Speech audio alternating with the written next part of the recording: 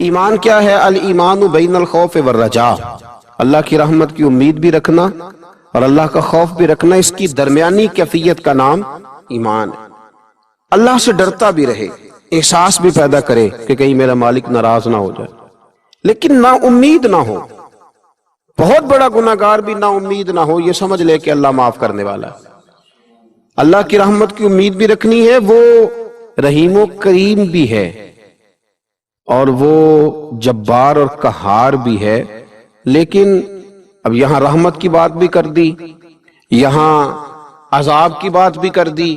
یہ بھی ہمیں سمجھ آ گئی کہ خوف اور امید کی درمیانی کیفیت کا نام ایمان ہے، تو پھر ان دونوں میں سے بڑی چیز کون سی ہے؟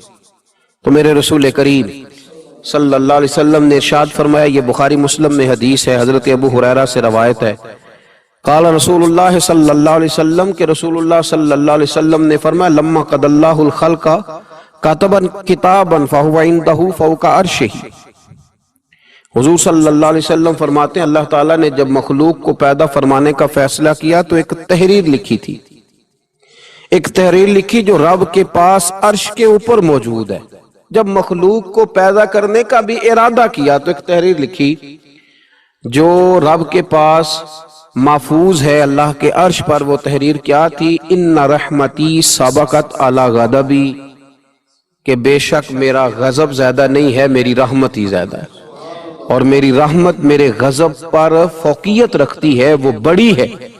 تو یہ تو اس وقت اللہ نے جب مخلوق کو پیدا کرنے کا ارادہ کیا تو اس وقت ہی فرما دیا تھا کہ میری رحمت میرے غضب پر غالب ہے۔ تو اللہ سے ڈرنا بھی ہے، اللہ کی رحمت کی امید بھی رکھنی ہے، لیکن ذہن کے اندر یہ بات ڈال لیں کہ اللہ کا غضب زیادہ نہیں، اللہ کی رحمت ہی زیادہ ہے، وہ فضل ہی زیادہ فرماتا، فضل کرنے کو پسند کرتا ہے۔ حضرت شیخ الحدیث مولانا مراج الاسلام صاحب نے ایک جگہ لکھا ہے کہ کسی نے مجھ سے پوچھا ہے کہ قبر میں صرف یہ پوچھا جائے گا من ربو کا ما دینو کا، یہ پوچھا جائے گا تیرا رب کون ہے، تیرا دین کیا ہے، تو نبی پاک علیہ السلام کے بارے میں دنیا میں کیا کہا کرتا تھا؟ اعمال کا حساب نہیں ہوگا، فرشتے پوچھیں گے تو اتنا پوچھیں گے اور پھر اس کے لیے جنت کی کھڑکی یا دوزخ کا دروازہ معاذ اللہ کھلنے کا فیصلہ ہو جائے گا۔ تو کسی نے پوچھا کہ اتنا کیوں ہے، باقی سارے سوال جواب قبر میں کیوں نہیں؟ تو وہ جواب دیتے ہیں، وہ کہتے ہیں کہ جب قحط پڑ گیا نا بہت سارے علاقوں میں، تو حضرت یوسف مصر کے حکمران تھے، تو باقی جگہوں پہ قحط تھا، آپ نے تو خواب دیکھا اور پھر کچھ گندم آپ نے بچا لی۔ تو حضرت یوسف علیہ السلام کے پاس بہت سارے لوگ گندم لینے کے لیے پہنچنے لگے، تو آپ نے رستے میں کچھ چوکیاں بنا دی تھی، پولیس والے کھڑے کر دیے تھے سمجھ لیجئے۔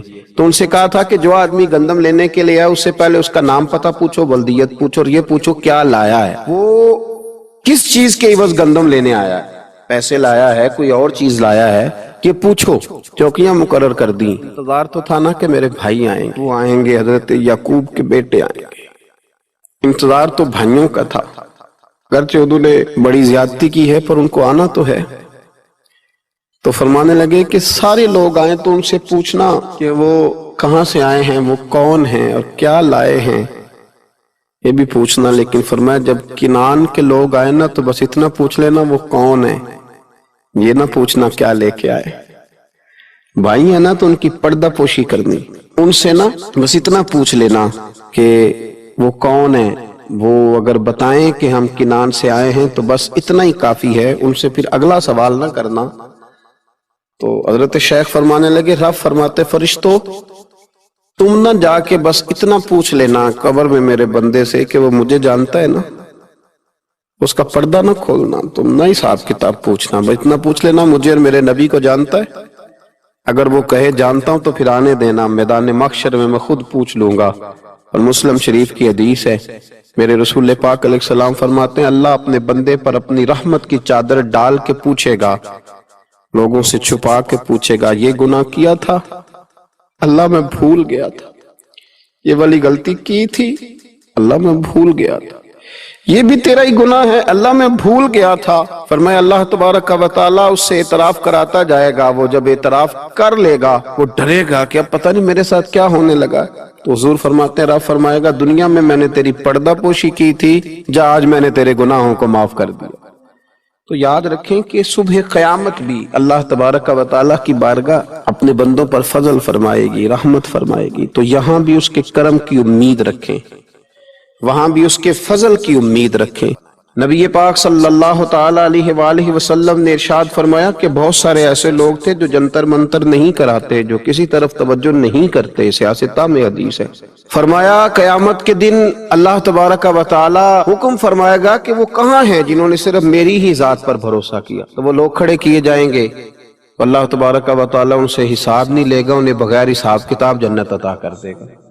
حضرت عکاشہ بن محسن رضی اللہ تعالی عنہ عرض کرنے لگے، یا رسول اللہ صلی اللہ علیہ وسلم میرے لیے بھی دعا کریں، اللہ مجھے بھی ان لوگوں میں شامل کر دے۔ تو حضور نے فرمایا اللہ میرے عکاشہ کو بھی ان میں شامل فرما۔ پھر ایک اور صحابی کھڑے ہوئے، عرض کی یا رسول اللہ میرے لیے بھی دعا کریں کہ اللہ مجھے بھی ان لوگوں میں شامل کر لے جن کا بھروسہ، جن کی امیدیں صرف اپنے رب کے ساتھ، صرف اپنے اللہ کے ساتھ۔ تو نبی پاک صلی اللہ علیہ وسلم نے فرمایا میں تمہارے لیے دعا کر دیتا ہوں، پر عکاشہ تم پر سبقت لے گیا ہے، عکاشہ آگے نکل گیا۔ تو قرآن مجید فرقان حمید کے اندر اللہ تبارک و تعالی نے ارشاد فرمایا، سورۃ الحجر کی آیت نمبر 49 اور 50، کیا خوبصورت انداز ہے قرآن پاک کا۔ اور کچھ آیات اور کچھ حدیث ایسی ہیں تو انسان پر وجد طاری کر دیتی ہیں، جو اسے جھومنے پر مجبور کر دیتی ہیں، جو یوں محسوس ہوتا ہے کہ جیسے ایک ایسی قوت پیدا کر دیتی ہیں انسان کے وجود کے اندر کہ وہ محسوس کرتا ہے کہ آج ہی تازہ ہو گیا ہوں، آج کھل گیا ہوں۔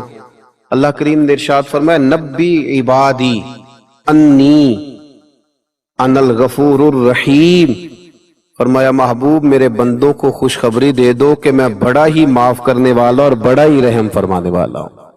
نبی عبادی، محبوب میرے بندوں کو خبر دے دو، محبوب پیغام دے دو انہیں کہہ دو کہ میں بڑا ہی معاف کرنے والا ہوں، اور میرا عذاب بھی دردناک عذاب ہے۔ پہلے ذکر کیا رحمت کا، پہلے بات کی رحمت کی، پھر فرمایا کہ میرا عذاب بھی دردناک۔